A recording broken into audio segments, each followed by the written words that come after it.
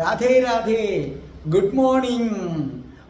ആരാധ്യനായ ഫിലിപ്പോസ് മാർ ക്രിസോസ്റ്റത്തിന്റെ ഒരു വാചകമുണ്ട്. എൻ്റെ മതത്തെ ആരെങ്കിലും കുറ്റം പറയുന്നത് എനിക്ക് വേദനിക്കുമെങ്കിൽ ഞാൻ മറ്റൊരു മതത്തെ കുറ്റം പറയുന്നത് അവനും വേദനിക്കും.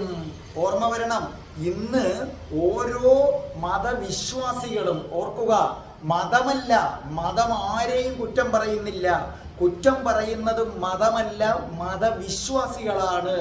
ഓരോ മതവിശ്വാസികളും മറ്റു മതങ്ങളെ കുറ്റപ്പെടുത്തുകയും അതിൻ്റെ കുറവുകൾ പറയുകയും ആ മതത്തിലൂടെ നിങ്ങൾ സഞ്ചരിച്ചാൽ ഒരു കാലത്തും രക്ഷപ്പെടുകയില്ലെന്നും മോചനം ഞങ്ങളിലൂടെ മാത്രമാണെന്നും പറയുകയും ചെയ്യും.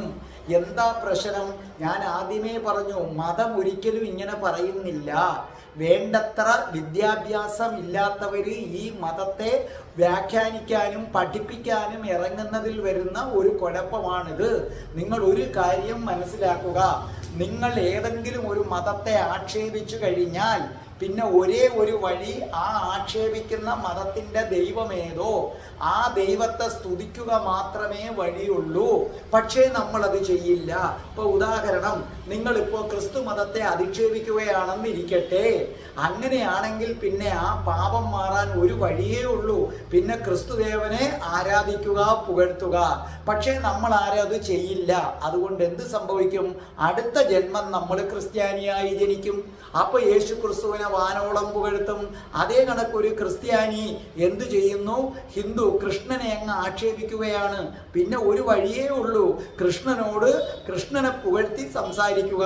അതുകൊണ്ട് ഈ ക്രിസ്ത്യാനി മരിക്കുമ്പോൾ അടുത്ത ജന്മം ആരായി പിറക്കുന്നു? ഹിന്ദുവായി പിറന്ന് കൃഷ്ണഭക്തനായിട്ട് അങ്ങോട്ട് വരും. അതേ കണക്ക് തന്നെ ഒരു മുസ്ലിം കൃഷ്ണനെ കുറ്റപ്പെടുത്തിയാലും അടുത്ത ജന്മം ഹിന്ദു മതത്തിൽ വന്ന് കൃഷ്ണനെ പുകഴ്ത്തും. ഒരു ഹിന്ദു മുസൽമാനെ കുറ്റപ്പെടുത്തിയാൽ അടുത്ത ജന്മം അവിടെ പോയി അള്ളാഹുവിനെ സ്തുതിക്കേണ്ടി വരും. ഈ സത്യം നിങ്ങൾ മനസ്സിലാക്കുക. എനിക്ക് ഓരോ മതക്കാരോടും പറയാനുള്ളത്, അടുത്ത ജന്മവും നമ്മൾ ഏത് മതത്തിൽ വിശ്വസിക്കുന്നോ ആ മതത്തിന്റെ ദൈവത്തെ തന്നെ ആരാധിക്കണം. അതിന് ഒരേ ഒരു വഴിയേ ഉള്ളൂ, മറ്റു ദൈവങ്ങളെ, മറ്റു മതത്തെ കുറ്റം പറയാതെ അവനവന്റെ മതത്തെ ആരാധിക്കുക, അവനവന്റെ മതത്തെ നിങ്ങൾ പുകഴ്ത്തുക. ഒരു കുഴപ്പവുമില്ല. അവനവന്റെ മതത്തിൽപ്പെട്ട ദൈവത്തെ നിങ്ങൾ പുകഴ്ത്തുക. അതോടൊപ്പം മറ്റു മതങ്ങളെയും ദൈവങ്ങളെയും നിങ്ങൾ അംഗീകരിക്കുക.